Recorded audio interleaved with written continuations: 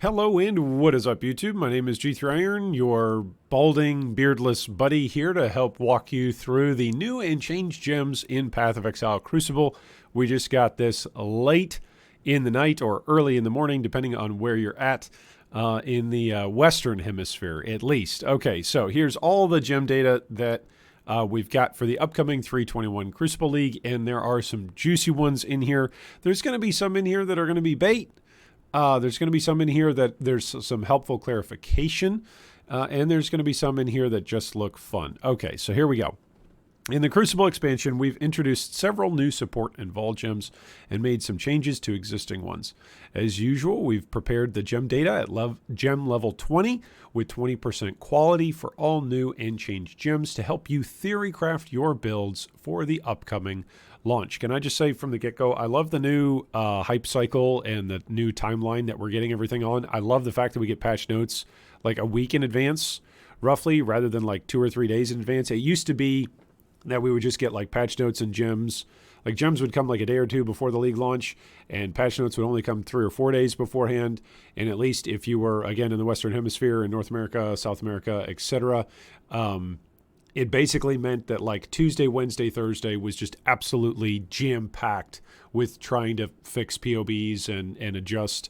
Like, and for all of the people who work on third-party programs like Path of Building and working on loot filters, etc., it was just a nightmare. So the new cycle is awesome. That's all I'm trying to say. All right, so let's take a look at the gems. Okay, so first off, we've got Absolution and then Vaal Absolution, which has got a base duration of 15 seconds. It's got modifiers to the skill, just like any old Vaal gem would do. It's got maximum 1 Ascended Sentinel of Absolution. The Ascended Sentinel does not count towards the regular limit. Ascended Sentinels take 70% less damage and they deal 200% more damage. This is pretty cool, if for no other reason than for allowing you to essentially extend out your damage or grow your damage, because your Ascended Sentinel doesn't count against the regular limit of your other Sentinels. So essentially it just gives you another Sentinel, right? So Absolution, you're already throwing out Sentinels. Your Sentinels are the things that do damage. If it was just a regular other Sentinel that you were throwing out that was added onto the skill gem, then all of us who are minion players would be talking about how this is a direct buff to Absolution. This is the Vaal version, so it's going to be on cooldown at times, but simply having an additional Ascended Sentinel in general is already going to be awesome, but now this is an Ascended version of it as well. So that's good news for Absolution. I'm going to try not to make POBs for each of these new gems, you know, in our commentary on it. I'm going to try and limit my comments to just 1 or 2 things. Okay, Dominating Blow is also getting a Vaal version. This is similar to Absolution in what makes it very, very strong. Base duration is 30 seconds, though. Maximum 3 Ascended Sentinels of Dominance. Ascended Sentinels, again, do not count towards the regular limits, and Ascended Sentinels deal 200% more damage, with them taking 70% less damage. Again, what's bonkers here is the extension of what you've already got. If you've ever played Dominating Blow, you know that your damage ramps up as you actually melee hit, and you get more of your various Sentinels out. And so having more Sentinels overall is a good thing. Having 3 of them is going to be a very good thing. And then having the base duration be 30 seconds with the soul gain prevention only being 20 seconds essentially means that once you're in a mapping environment, that once you've cast this thing, you're going to be able to keep it up basically the entire time you're in a map. That's tremendous news for anybody that wants to play Dominating Blow. All right, Reap is also getting the Vaal version that was showcased in the hype trailer and the announcement for Crucible League. There is a huge base physical damage per second on this thing. Deals 2946.2 base physical damage per second. Base duration of the AoE in the selected area that's left is 5 seconds. It's got an effectiveness of added damage at 420%. Is anybody just laughing about that? Did anybody catch that it's 420? But anyway, I'll leave you guys to leave some memes and some jokes down below. Base secondary duration is 8 seconds. Modifiers to spell damage apply to this skill's damage over time effect. Modifiers to skill effect duration also apply to this skill's soul gain prevention as a Vaal skill. 10% increased area built in, just like regular Reap. Effects of boiling blood linger for 2 seconds. Grants +4 to maximum blood charges. Grants up to maximum blood charges. So for anybody that has played Reap and wants to continue to mess around with Reap, this is going to be an awesome Vaal usage of the skill, just like many times a Vaal skill's usage comes into play. You might be thinking, well, what's the optimal usage of this? Ideally, you've got a supercharged rare, or you've got a map boss, or you've got a unique monster that you are trying to take down. You just drop Vaal Reap on it, and down goes the dynamite. All right, Rejuvenation Totem is also getting a Vaal version, and the instant reaction that I saw from 2 people, which I think greatly summarizes this, it was from 2 different people, was this is the new version of Molten Shell, right? Why use Molten Shell when you can just use Vaal Rejuvenation Totem? Now, there's some trickiness to it. It's not a guard skill, right, like Molten Shell. So I understand that. It's not a one-to-one correlation, so it comes with some little caveats, some little caveats, as it were. But it's still going to be insane. So here's what you can throw down. You can throw down +1 to the number of maximum totems. The totem lasts for 4 seconds by default. Modifiers to totem duration also apply to the skill's soul gain prevention. Summon a totem which uses this skill. 30% less area of effect, 60% increased aura area of effect, 164% increased totem life, and you regenerate a flat 714 life per second. That's insane. Okay. Now, while Molten Shell gives you an added shield that essentially acts as a one-shot prevention mechanism, this is going to give you enough regen to allow you to tank anything that doesn't just outright one-shot you. All right. We may even see some like just ridiculous memes. Somebody out there is going to go make a ridiculous meme video. There's several different creators in the Path of Exile community who like to make meme videos. There's going to be somebody who just goes out and is just like, hey, look, I can tank Cirrus Storms with Vaal Rejuvenation Totem, or I can stand underneath an all with Vaal Rejuvenation Totem. Anyway, somebody's going to go out there and do it. 40% of damage from hits against targets affected by the aura is taken from Totem's life before the target. And so that's the other thing that's key to this. Not only are you regenning life, right, which in and of itself doesn't replace Molten Shell 1-to-1, but 40% of whatever you are going to get hit by just goes to the totem. So the totem does act as an additional layer of life against the one-shot. So it's going to be interesting how many different players use this as a tech and throw this in as a secondary tech to survive one-shot mechanics. I will say, just throwing this out there for a lot of players who have said that who have been unsure about Ruthless and its development and its influence on PoE and the main PoE game mode, I think this is at least a display of how Ruthless in some way might be positively impacting the creativity by the developers at Grinding Gear Games to say, hey, we need more tools in Ruthless mode in order to deal with one-shots and in order to allow our player or our characters to recover and to deal with various one-shots. We need more different active skills to be able to deal with things because we have less auras that are necessarily available to us and less of our chosen support gems available to us over in Ruthless. And so we need more active skills that give us more options to play around with. And so this, you know, I have no hard data that says, hey, this is a result of GGG playing Ruthless. But it's a fun skill that I definitely can see its usage in Ruthless, and I wonder if it was designed a little bit, just a smidge, with Ruthless in mind. All right, coming down to some green skills and some green items. We've got Animate Weapon that's getting Vaal Animate Weapon. And here's what's fun about this.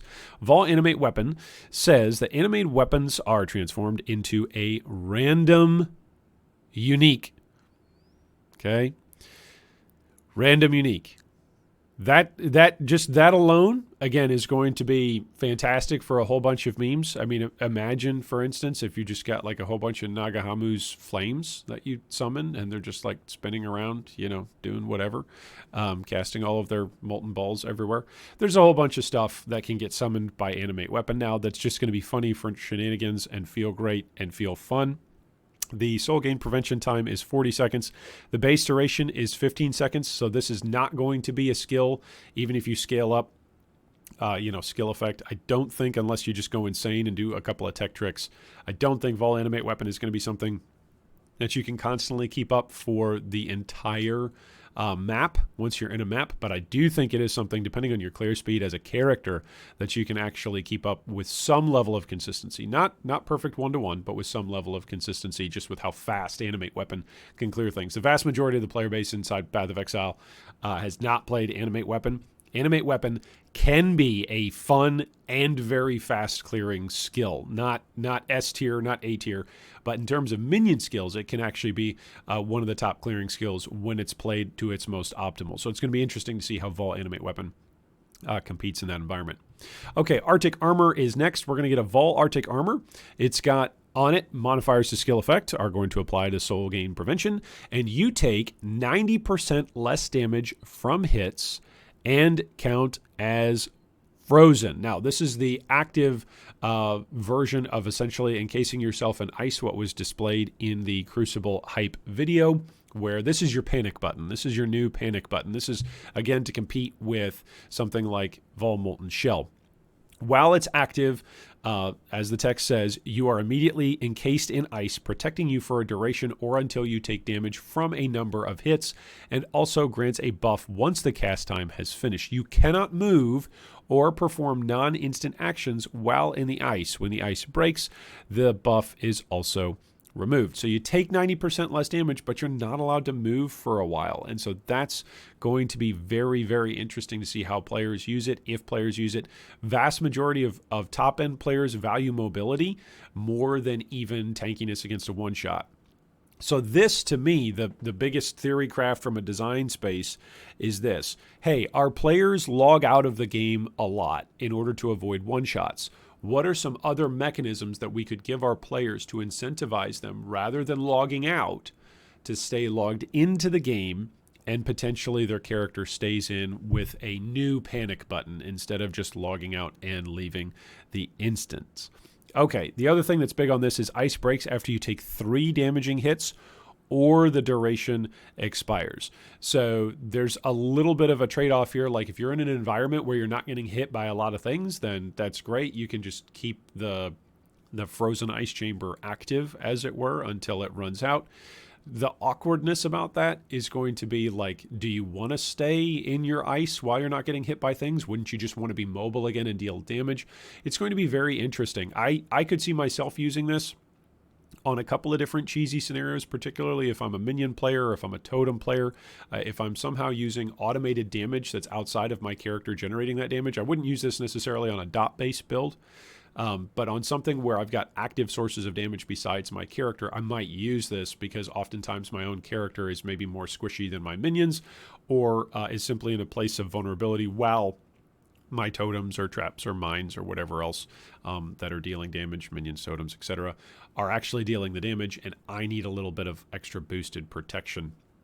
Also, I have to obligatorily say, I'm not sure if this is a good enough piece of tech for us to use to prevent deaths like against the purple crystals. Purple crystals got a little bit of a change this league with their delay and when they're going off, but I lost several characters in Ruthless Hardcore in 320 to purple crystals. It was by far the most deadly thing that I encountered.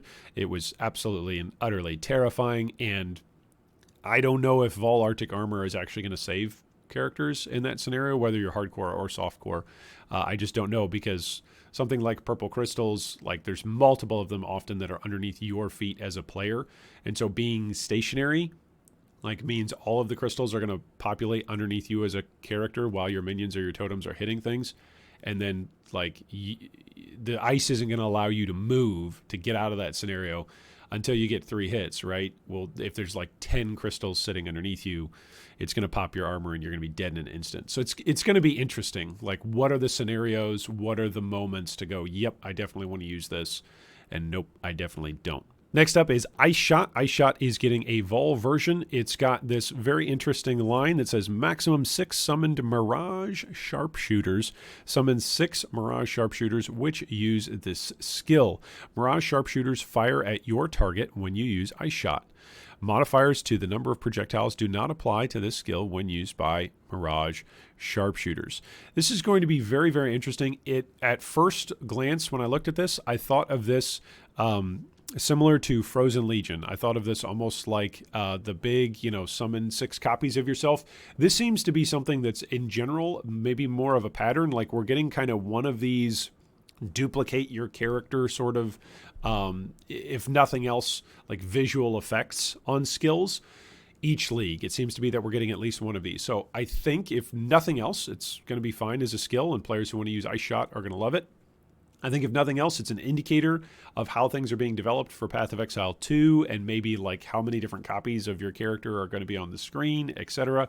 I think that's more of an emphasis towards PoE 2. We're seeing more of that, of like copies of your character or copies of minions that you're summoning, etc.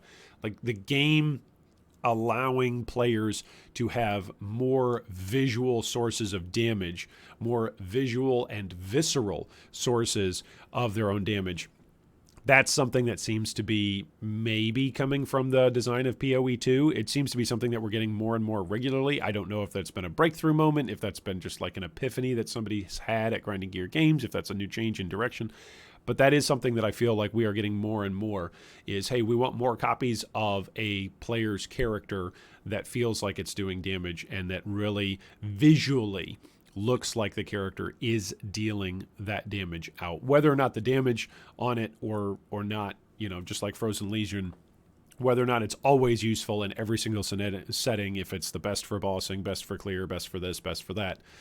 I'm not commenting on that at the moment. I'm just saying it feels like the visual effects of duplicating your character, of having multiple different portraits of your character out, or having multiple different sources of your character out, even if you're not a minion player, just seems to be a general direction that Grinding Gear Games is going in. Next up is Vaal Lightning Arrow, which Vaal Lightning Arrow is pretty special. It's going to get 4 additional arrows when it fires, and then the projectiles are going to change direction 9 times. 9 times.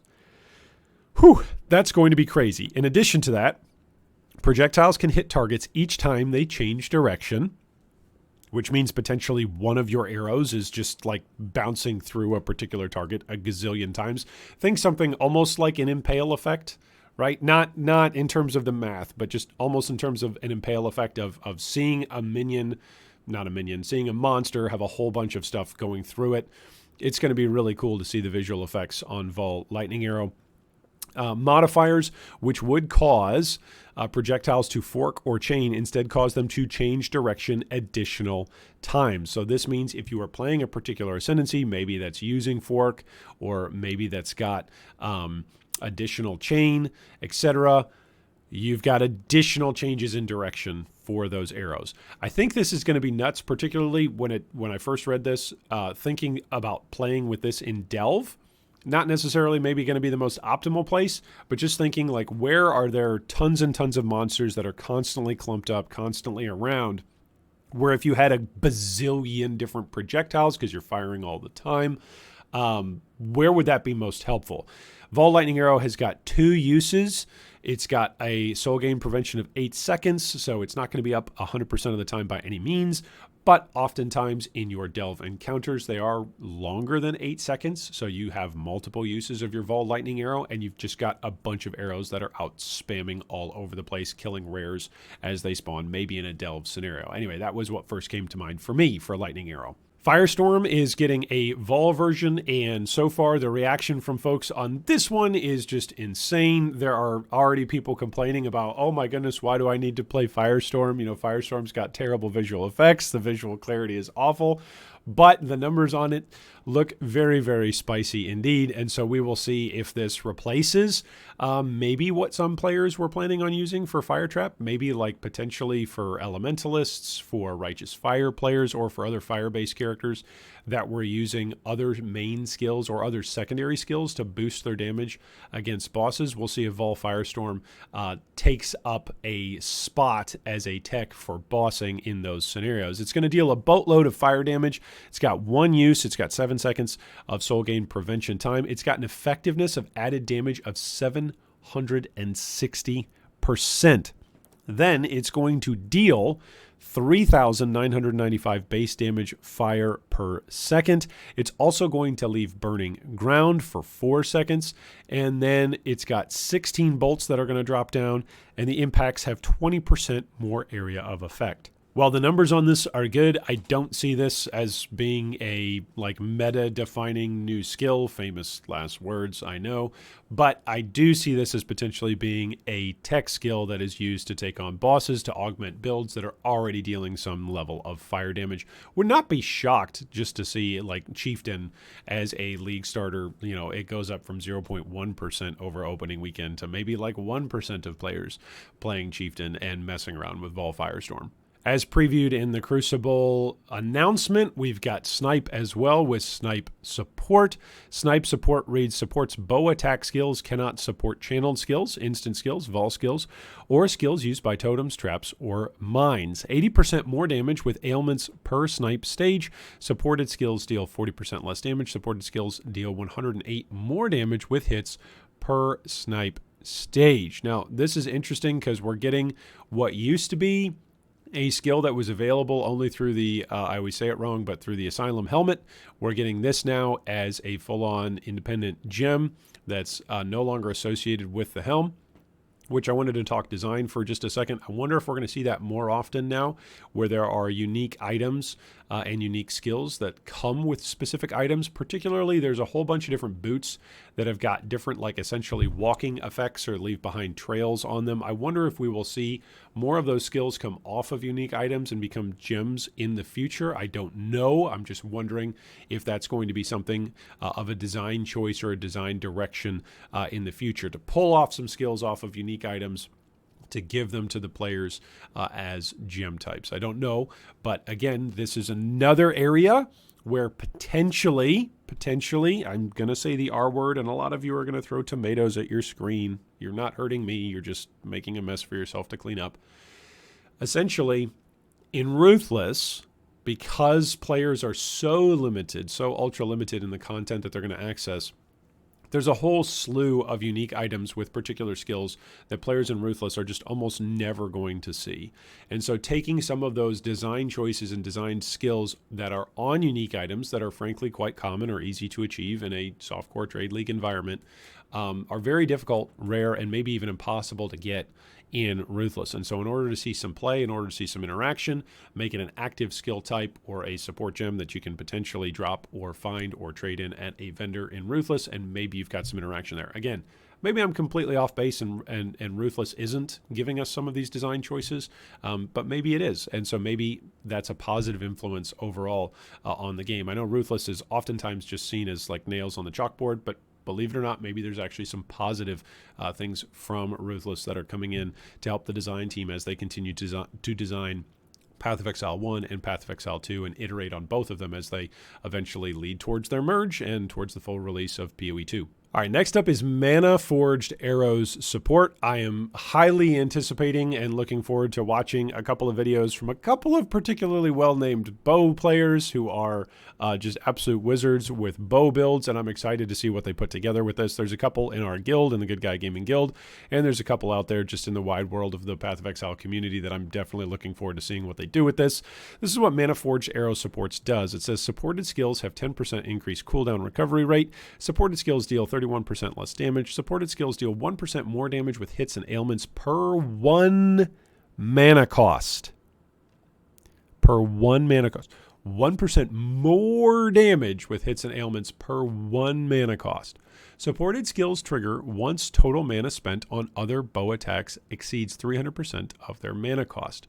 The title on the particular support gem is this: supports bow attack skills, causing them to trigger when you've spent enough mana in total on other bow attacks.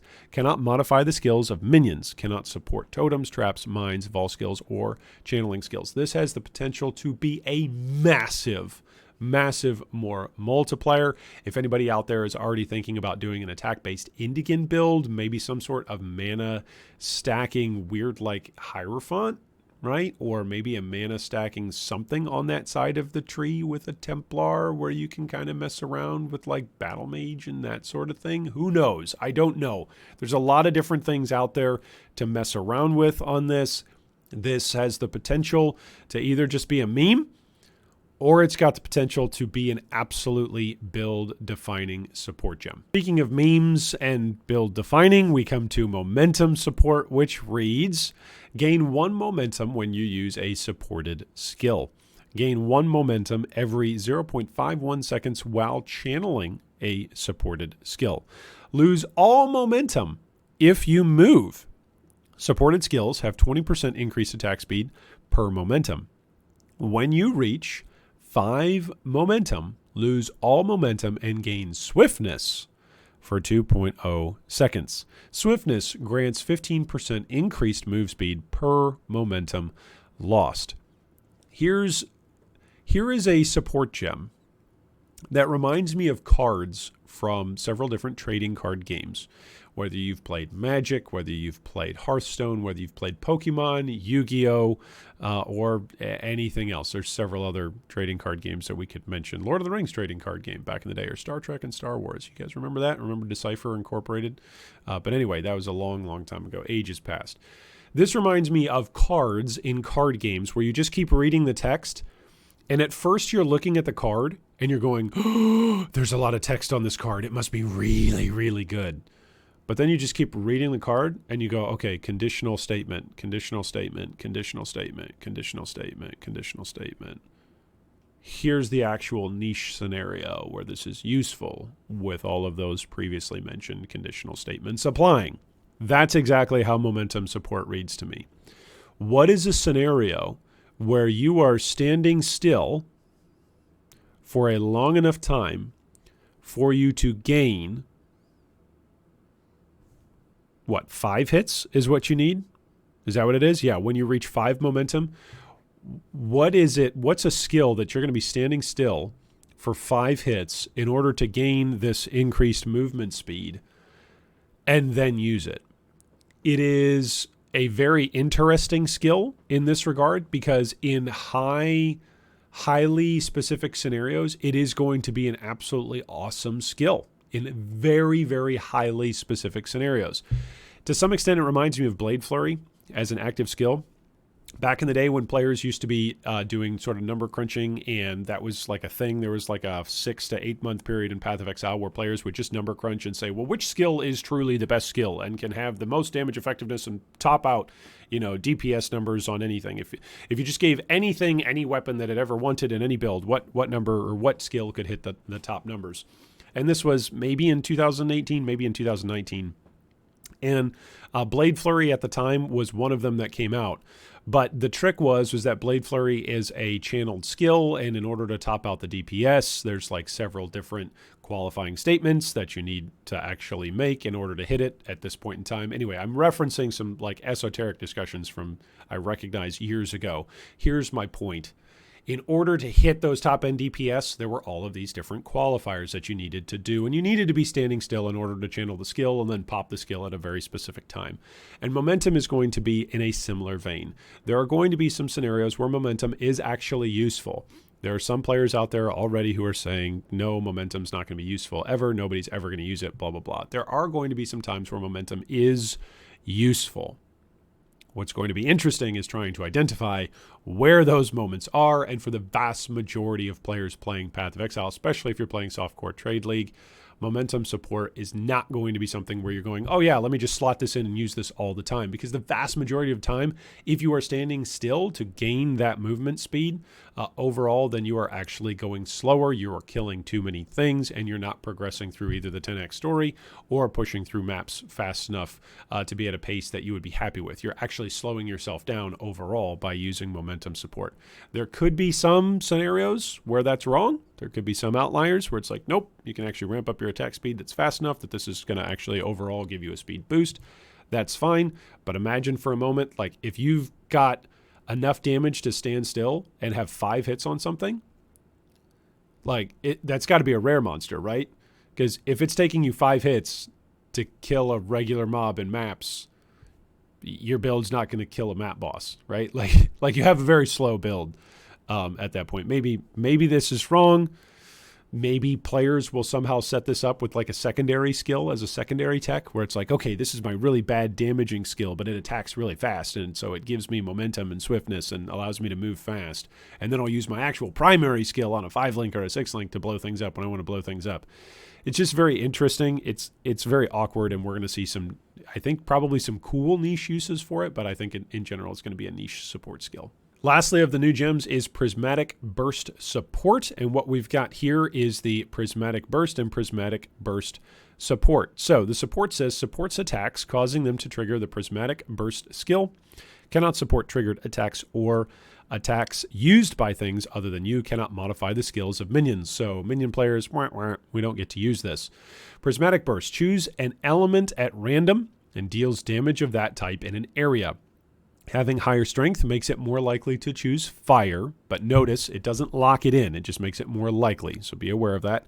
Higher dexterity makes it more likely to choose cold, and higher intelligence makes it more likely to choose lightning. Then we've got some flat numbers on it.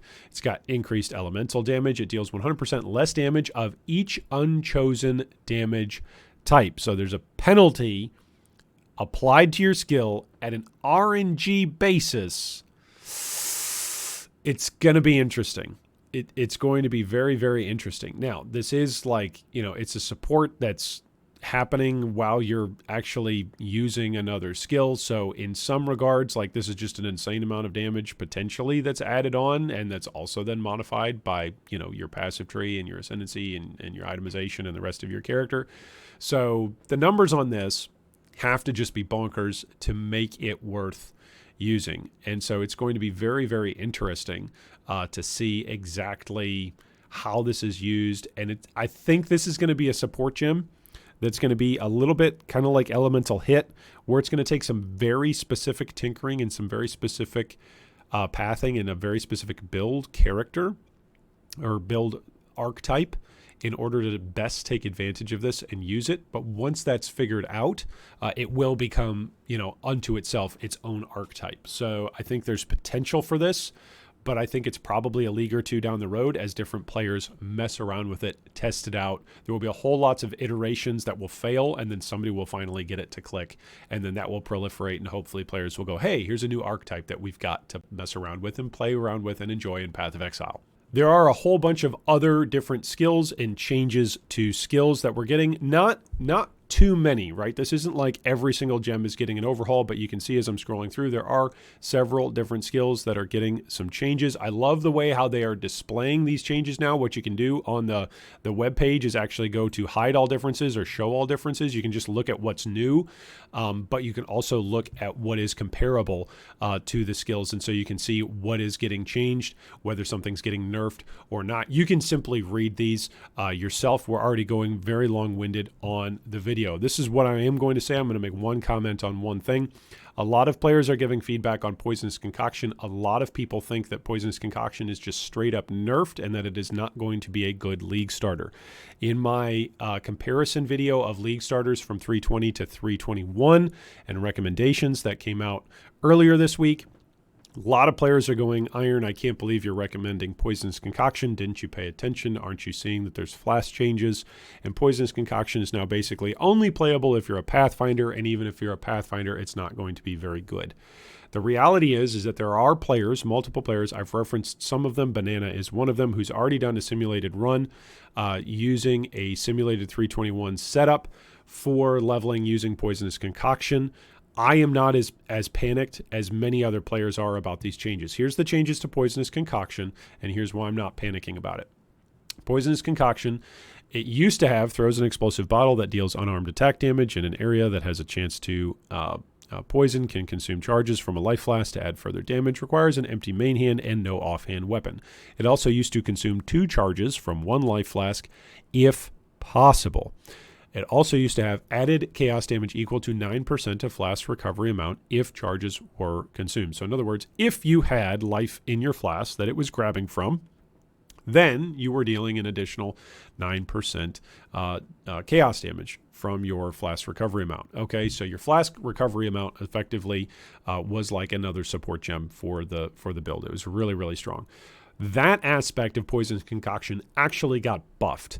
Added chaos damage now has equal to 11% of flask recovery amount if charges were consumed from a life flask, which if you've got any charges in your life flask now, you are going to be using them, because if you can throw one projectile, that means you're going to be using at least one charge from your life flask. So I'm not so worried about this.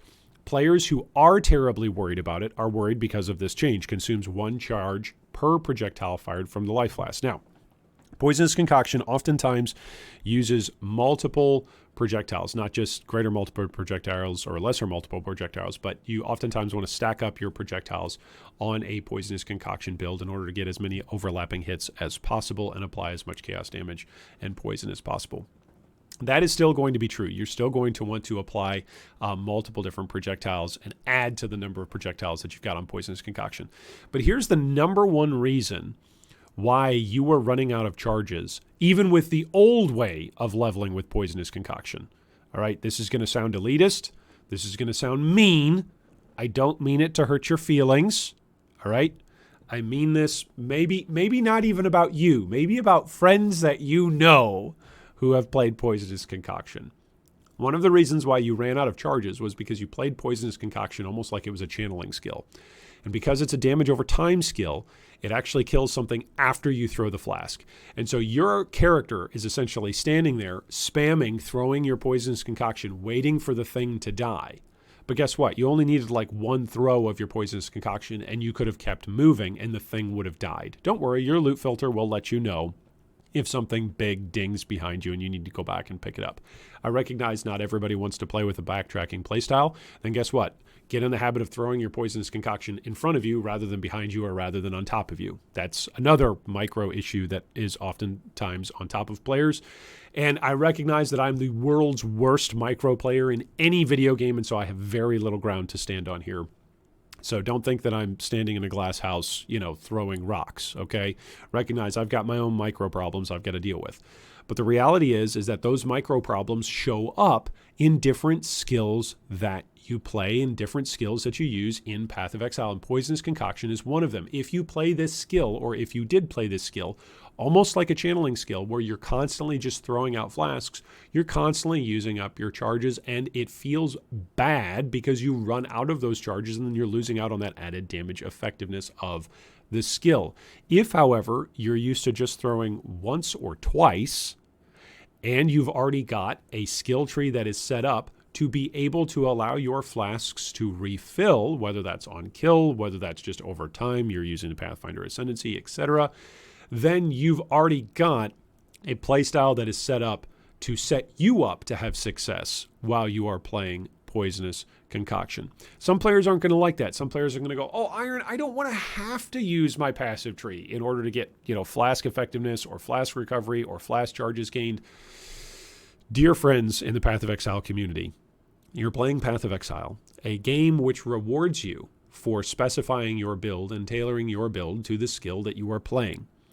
It is not reasonable to suggest or to think that you ought to put 0 passive points and 0 itemization into the skill of your choice and then still reap all of the benefits of that skill. It might still be a good skill, and there are some cases and some scenarios where some particular skills are just busted without necessarily putting a whole bunch of passive points and a whole bunch of itemization into that particular skill. Poisonous Concoction is not one of them. You need to be specifying your tree, your gear, your ascendancy towards what you are aiming for, which is, if you are leveling up a Poisonous Concoction character for the purposes of mapping and playing into high-tier maps and into late-game scenarios, then you better play with an ascendancy in mind and a passive tree in mind and with itemization in mind to be able to take advantage of that. If you're just using Poisonous Concoction to level with, I can completely understand that scenario as well. It is not the same as, let's say, back in the day when everybody simply slapped on a brand and just ran around without having to take a bunch of the passives that were brand specific, and brands still ended up being faster than a whole bunch of other different skill choices. Poisonous Concoction is not in that sphere of a active skill. There are going to be some heavily beneficial passives for you to take on the tree, as well as a heavily beneficial ascendancy that, by the way, can also branch out and play a whole bunch of absolutely busted things for this entire league. Pathfinder just got 2 new nodes for the upcoming 321 Crucible League. It is probably going to be one of the top 3 ascendancies played league-wide, not just league starter, but league-wide, just because of how awesome that ascendancy is going to be during the 321 Crucible League. And so why would you hamper yourself if you know you're going to want to play Poisonous Concoction? Why would you hamper yourself by doing Poisonous Concoction Juggernaut or Poisonous Concoction Templar? If you already know that's what you want to do, you already know that eventually you're going to swap into something that's over there on the right-hand side of the tree, maybe something that's based off of a ranger, then you might as well league start using Poisonous Concoction. So I hope that this is something that clarifies for a lot of players the worries about Poisonous Concoction. It's going to be fine. You need to slow down in terms of the number of uses that you are doing. That will help you manage your flasks a lot better and their recharges. You also need to remember that there are multiple different ways to recover your flask charges on the passive tree, on the ascendancy tree, and even just as you're playing and experiencing the game. As long as you're not using it as a channeled skill, you're throwing it in a location that's advantageous to your character and you're not having to backtrack, and you're aware that it's a dot-based skill, not a hit-based skill. Things shouldn't be exploding in front of you. It's going to take a moment for things to die as you're moving by, but you get to stay mobile. That's the advantage of a dot skill. If you keep those things in mind, then Poisonous Concoction isn't going to be nearly as scary as what so many players are making it out to be. Anyway, there's more changes in here. I will leave you to take a look at the rest of the changes. All of these changes and the forum link are going to be down below in the video description. If you've enjoyed our discussion today, then of course you can like, subscribe, and ding the bell to be notified about future video discussions just like this one. And as always, I hope the upcoming 321 Crucible League is the league. A Mirror of Calandra drops for you. Thanks for watching that video. If you'd like more information on any of our discussion points today, you can see them down below in the video description. If you'd also like to join our Discord or support our Patreon, you can do so with the links down below. Thanks again, and big shout out to all of our Patreon supporters.